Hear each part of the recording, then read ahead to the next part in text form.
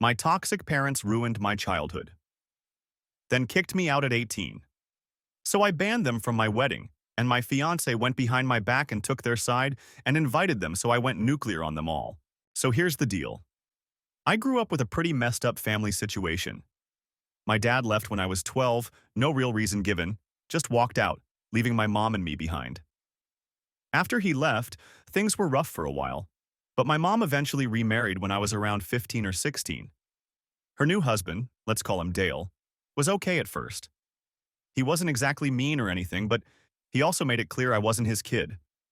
I was just kind of there. Not that he came out and said that, but I always got this vibe that he saw me as my mom's baggage from her previous life, not really part of his new family. Now, don't get me wrong, Dale was never outright terrible to me.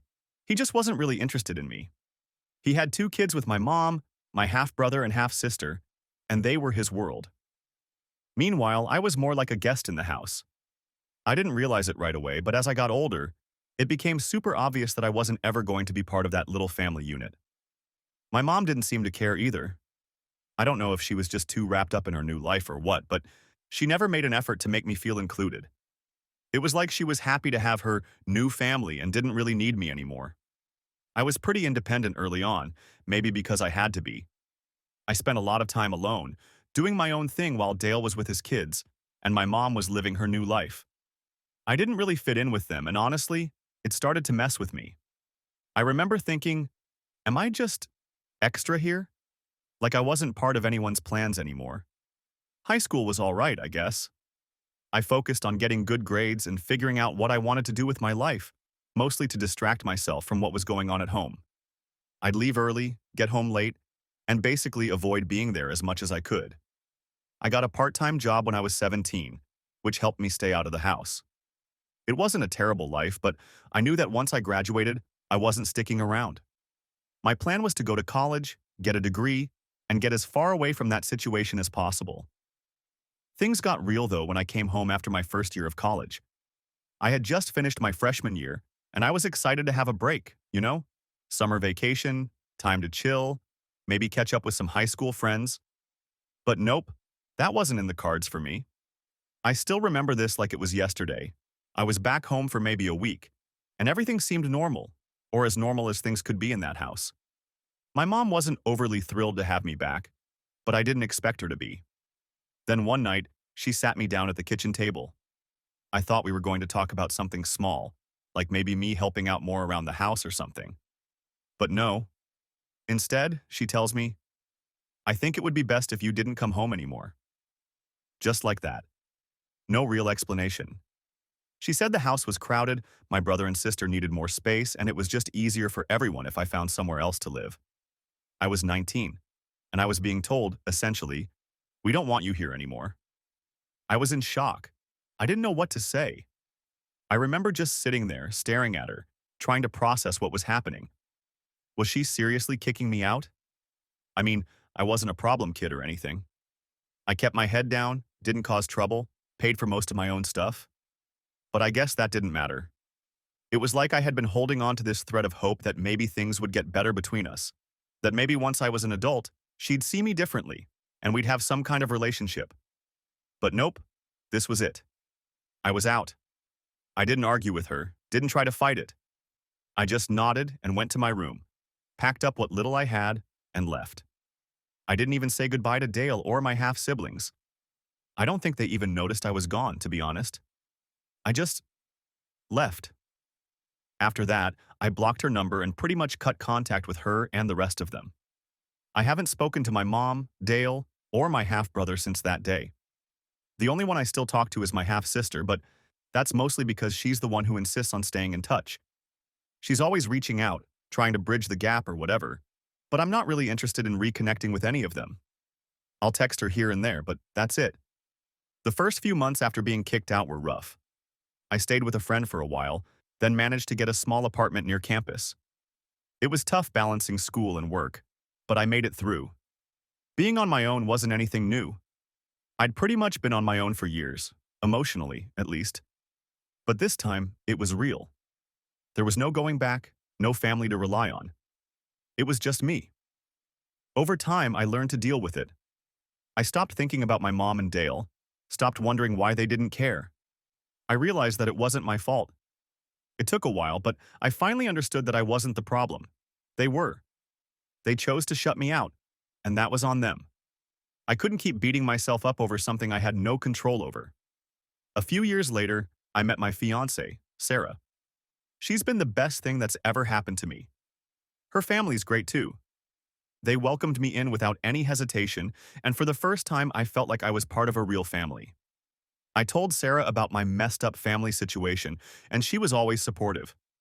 She didn't push me to reconnect with them or anything like that, which I appreciated.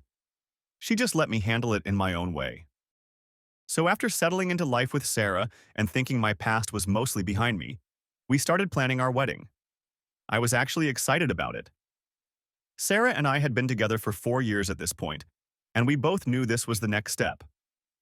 We started talking about the guest list, venues, the usual stuff.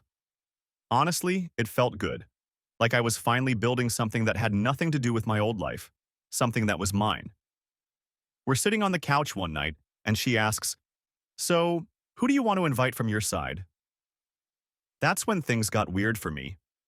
I started naming some close friends, people I knew from college, coworkers, the ones that really mattered. I didn't even think about my family, to be honest. It was so far from my mind that it didn't feel relevant. But then she asks, "What about your parents?" I kind of froze for a second. I hadn't even considered it. Why would I? These were the people who, let's be real, couldn't care less about me for the better part of my life. I looked at her and said, "I'm not inviting them." I thought that was the end of it. Sarah's met my sister before, and she knows the basics of the situation. I figured she'd understand. But here's the thing. Sarah's got this really close-knit family. Like, her parents are the kind of people who remember birthdays, do Sunday dinners, the whole thing. So, she doesn't fully get how messed up my family situation is, not because she doesn't care, but because she's never lived through anything like it. So, she asks again, "Are you sure you don't want to invite them? I mean, it's your wedding." I wasn't angry, but I felt a little annoyed. I explained how they basically kicked me out when I was 19, how they never reached out, how they've never made any effort to fix things. And it's not like I'm sitting around waiting for an apology, but if they wanted to be part of my life, they know where I am. I've been the same person, in the same place, for years. I even told her how I haven't spoken to my mom or Dale since that day. No cards, no calls, nothing. She seemed to get it after that, and I thought we were on the same page. But a couple of days later, we're sitting down to go over the save the dates, and she brings it up again. "Are you really sure you don't want to invite them?" And that's when I started getting frustrated. I mean, how many times do I have to explain the same thing? I love Sarah, but this felt like she wasn't listening to me or respecting how much this hurt me. I kept it together, though. I told her that inviting my family would only bring stress and drama. I didn't want my mom there, pretending like everything was fine, acting like she didn't throw me out of her life. It would just ruin the day for me. She nodded and seemed to drop it, but I could tell it was still on her mind. That's when it started to eat at me. I couldn't help but think, why is this such a big deal to her? It's my family, my decision. I tried not to let it get to me, but it was hard. I started second-guessing myself, wondering if maybe I was being too harsh, but then I'd remember all the crap I went through with them and realized I wasn't. Fast forward a few more days, and we're literally about to finalize the guest list. I thought we were done with the whole family conversation, but right before we're about to hit send, she asks one more time, "Are you really sure? I feel like you might regret not inviting them later." That's when I snapped. I don't even know where it came from. It wasn't like I planned it, but all of a sudden I'm just like, if you can't respect what I've been through, then maybe we shouldn't be getting married at all. I know, that sounds harsh, but in that moment, it felt like she was pushing me into something I was clearly not okay with. I wasn't just mad, I was hurt. It felt like she wasn't on my side. I stormed out of the room, grabbed my keys, and just left. I didn't really have a plan. I just needed space to think. I wasn't going to sit there and argue with her about something that, to me, wasn't up for debate. I wasn't sure where I was going or what I was going to do, but I just had to clear my head. I drove around for a while, thinking about how everything had blown up so quickly. I knew Sarah wasn't trying to hurt me, but I couldn't shake the feeling that she just didn't get it. She didn't understand the years of rejection, the feeling of being cast aside by the people who were supposed to love you unconditionally. It wasn't about inviting them to a wedding. It was about everything that came with that. The memories, the pain, the whole mess of it. Eventually, I pulled over somewhere quiet and just sat in the car for a bit, trying to calm down. I kept going over the conversation in my head, and honestly, I started to feel guilty. I mean, I loved Sarah. She wasn't trying to make me feel bad. She was probably just trying to look out for me, thinking that I'd regret not inviting them one day. But I knew that wasn't the case. I didn't want them there. I didn't need their approval or their presence to validate my wedding. This day was about me and Sarah, not them. After a few hours, I drove back home. By the time I got there, it was late, and Sarah had already gone to bed. I didn't want to disturb her, so I just crashed on the couch, but I couldn't sleep. My mind kept replaying everything, and I felt like maybe I'd gone too far. I knew I'd hurt her by walking out, and that wasn't fair. We were supposed to be a team, and I bailed when things got tough. The next morning, Sarah left for work without saying much. I could tell she was upset, and I didn't blame her. I felt like I'd let her down by not handling things better. But at the same time, I couldn't shake the feeling that I wasn't wrong about my family. They didn't deserve a place in my life just because there was a big event happening. You don't get to throw someone away and then show up when it's convenient. After that whole thing with Sarah, I spent most of the day just sitting with my thoughts trying to figure out how to approach her.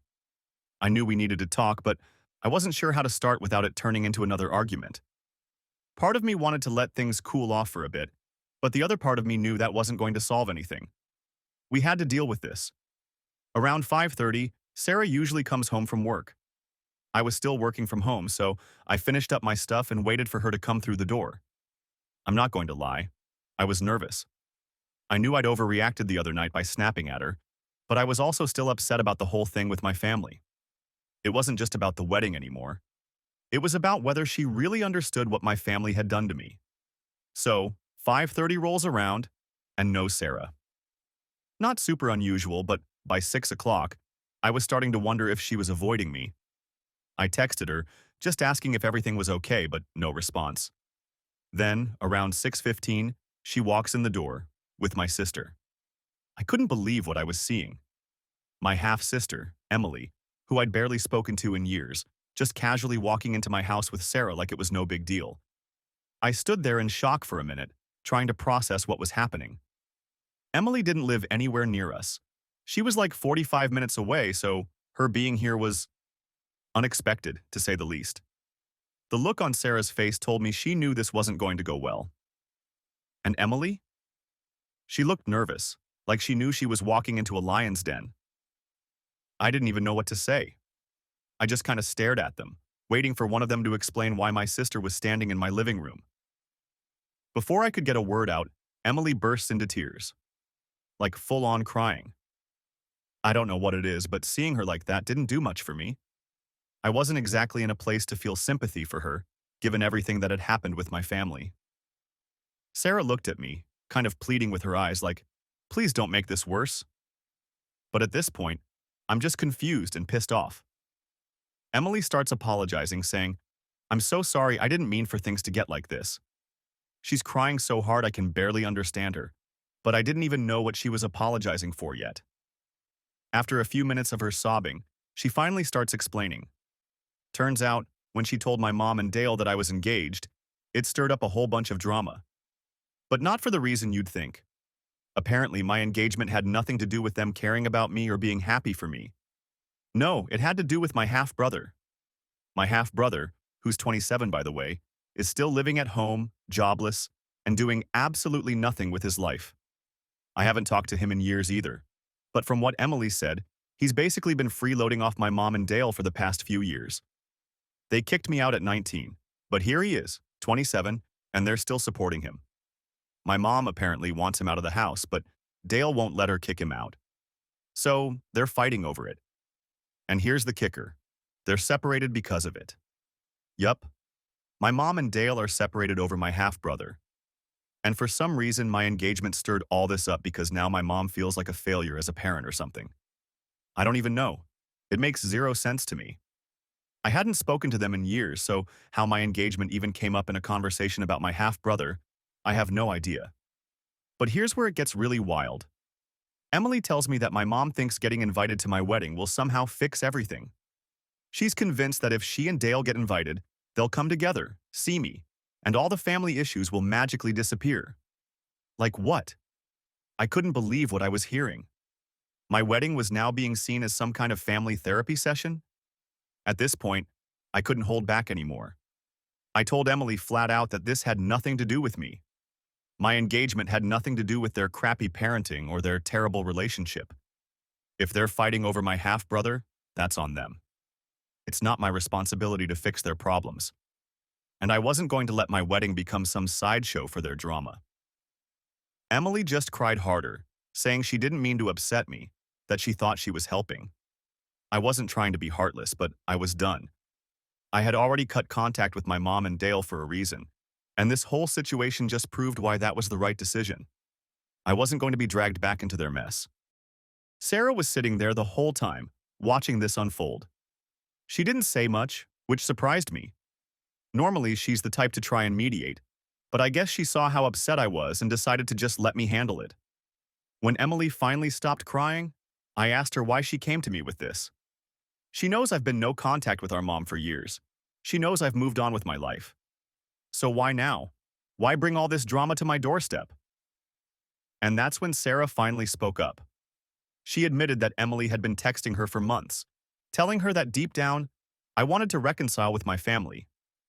Emily had been feeding Sarah all these lies about how I was just too proud to admit it, how I secretly missed them, and how I'd regret not inviting them to the wedding. Sarah thought she was helping me by bringing it up, but she didn't realize she was being manipulated. I was furious. I couldn't believe my own sister was lying about me like that, trying to push me into doing something I clearly didn't want. And Sarah, bless her heart, had fallen for it. She thought she was doing the right thing by trying to get me to reconsider. But now that everything was out in the open, it just made me feel betrayed. Not just by Emily, but by Sarah too, for going behind my back and believing those lies. I told Emily to leave.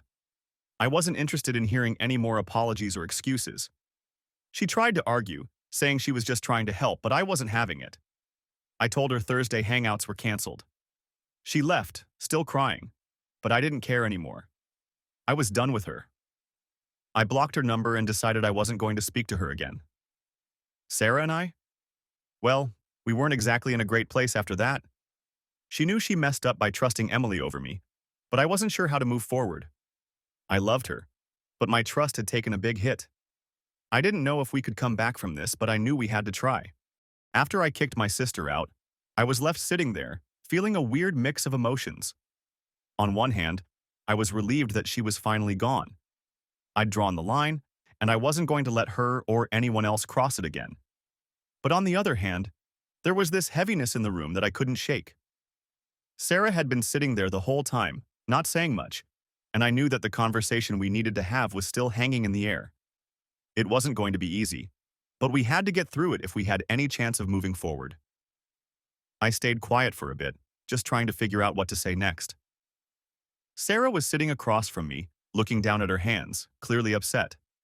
I wasn't angry at her anymore, but I still felt this sting of betrayal. It wasn't about Emily showing up. It was about the fact that Sarah had been talking to her behind my back for months. She should have known better. She should have trusted me. Eventually, Sarah broke the silence. "I'm sorry," she said, her voice soft and shaky. "I didn't mean for it to get like this. I thought I was helping." I took a deep breath.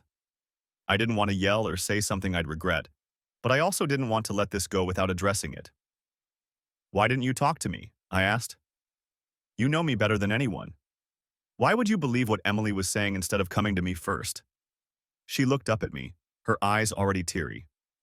"I don't know," she admitted. "I guess I thought you were just too hurt to admit that you missed them. I mean, you never really talk about your family, and I just assumed that deep down you might want to fix things. I didn't realize how bad it was." That hit me hard. I realized that maybe I hadn't been as open with Sarah as I thought I had been. Sure, she knew the basics, how my mom had kicked me out, how I'd gone no contact, but I hadn't really told her how deep those wounds went. I hadn't explained how much it had messed me up to feel like I didn't matter to my own family. Maybe I was partly to blame for not fully opening up, but it didn't change the fact that she'd let my sister manipulate her. I get that you were trying to help, I said, trying to keep my voice calm. But Sarah, I've told you over and over again that I don't want anything to do with them. I'm not secretly hoping for some big family reunion. I don't need them in my life. You should have trusted me when I said that. She nodded, wiping her eyes. You're right. I should have. I just, I don't know. I've never dealt with anything like this. My family's always been so close, and I guess I couldn't wrap my head around the idea that you wouldn't want to make things right with yours. But now, I see that it's not the same. Your family isn't like mine. That was the thing. Sarah's family was picture perfect. Parents who loved each other, siblings who actually got along. They had their issues, sure, but nothing compared to the mess I'd been through. I couldn't blame her for not fully understanding, but it didn't make it hurt any less. I just need you to believe me when I tell you something, I said. Even if it doesn't make sense to you, even if it's different from what you're used to, I need you to trust that I know what's best for me when it comes to my family. She reached across the table and took my hand. I'm so sorry, she whispered. I'll never go behind your back like that again. I promise. I squeezed her hand, feeling the tension between us slowly start to ease. I knew this wasn't going to fix everything right away, but it was a start. At the end of the day, I loved Sarah, and I knew she loved me. We'd been through a lot together, and this was just another bump in the road. We were going to work through it, one way or another. After a few minutes of sitting in silence, I finally asked, what do we do now? It felt like the big question that had been hanging over us for days. Well, Sarah said, we still need to talk about the wedding. I know we've put it off because of everything that's happened, but we can't ignore it forever. She was right. The wedding plans had come to a screeching halt the moment this whole family drama blew up. We hadn't sent out the save the dates yet, and the guest list was still sitting there, unfinished. I don't want them at the wedding, I said firmly. My mom, Dale, my brother, they don't get to be there. Not after everything they've done. I get that, Sarah replied. And I'm not going to push you anymore. It's your family, your call. I just wanted to make sure you were absolutely sure about it. I'm sure, I said. If they want to be in my life, they'll have to earn that spot. But I'm not giving them an invitation just because it's a big day. They haven't earned that, and they don't deserve it. Sarah nodded. Okay, we'll move forward without them. Update 1. The next few days after that talk with Sarah were a bit of a blur. It was like a weight had been lifted, but at the same time there was this lingering tension. We weren't fighting anymore, but we weren't exactly back to normal either. You know that weird feeling when you and someone you care about have made up, but things still feel off? Yeah, that's where we were. I tried to throw myself into work, just to keep my mind busy, but every now and then, I'd catch myself thinking about everything that had happened.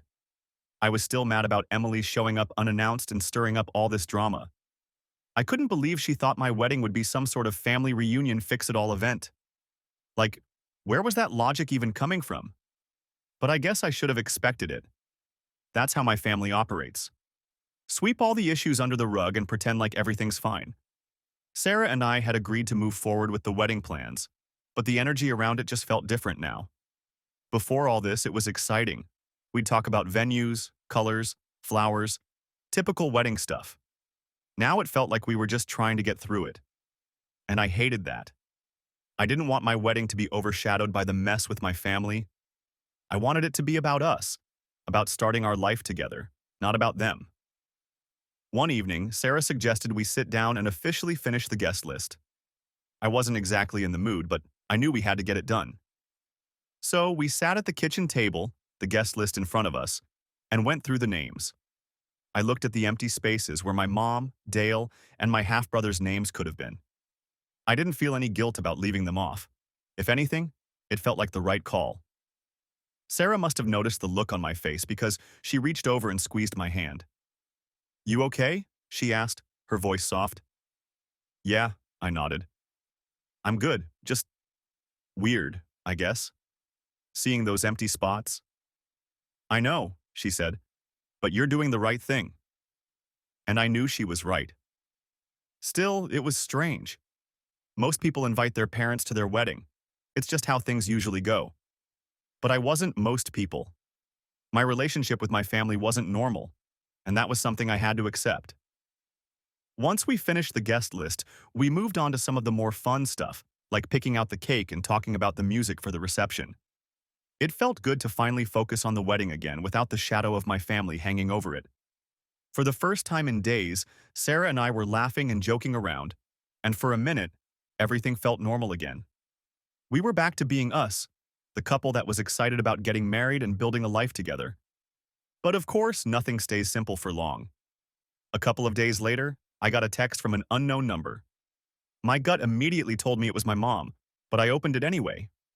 Sure enough, it was her. She started the message off with something like, "I heard you're getting married. I hope we can talk." Real vague, no apology, no acknowledgement of anything that had happened in the past. Just like always, acting like everything was fine, like she could just pop back into my life whenever she felt like it. I didn't respond. I blocked the number immediately. I wasn't going to let her worm her way back in, not now, not ever. I'd already decided that my life was better without her in it, and I wasn't about to change my mind because she suddenly remembered I existed. I told Sarah about the message later that day. She was supportive, as always, but I could tell she was a little worried. I think part of her was afraid that my mom might show up uninvited or try to cause some kind of scene. To be honest, I'd thought about that too. It wouldn't be the first time my family pulled some unexpected dramatic move. But I told Sarah that if my mom did show up, we'd deal with it. I wasn't going to let her ruin our day. As the wedding got closer, things started to feel more real. We sent out the invitations, booked the caterer, all the big stuff was falling into place. It was starting to feel like we were finally moving past all the drama, and I was starting to get excited again. This wedding wasn't just going to be a big party. It was going to be a fresh start. A new chapter for Sarah and me, and I couldn't wait to start it. On the day of the wedding, I woke up feeling nervous, but it wasn't because of my family. It was that typical pre-wedding jitters, excitement mixed with a bit of anxiety. I kept thinking about how far I'd come, how I'd managed to build a life that was mine, separate from all the baggage of my past. It felt good, knowing that this day was about celebrating the future Sarah and I were going to create together. The ceremony itself went off without a hitch. We said our vows, exchanged rings, and when I looked at Sarah standing there in front of me, I felt this overwhelming sense of peace. Like, no matter what happened with my family or anything else, I was exactly where I was supposed to be. This was the life I'd built, and I wasn't going to let anyone take that away from me. At the reception, we danced, laughed, and spent time with our friends and Sarah's family. There were no interruptions, no drama, just a perfect day. I think for the first time in a long time, I felt free. Free from the weight of the past, free from the expectations of people who had never really cared about me. I didn't need their approval, and I didn't need them in my life. I had everything I needed right in front of me. Looking back now, I'm glad I stood my ground. I'm glad I didn't cave to the pressure of what's normal or what other people think a family should be. I made the decision that was right for me, for my mental health, for my future. And that's all that matters. I don't know if I'll ever hear from my mom or the rest of my family again, but honestly, I don't care. My life is good now. I'm married to the love of my life, surrounded by people who actually love and support me. That's the only family I need. So yeah, it's been a long road to get here, but in the end, I'm exactly where I'm supposed to be. And that feels pretty damn good.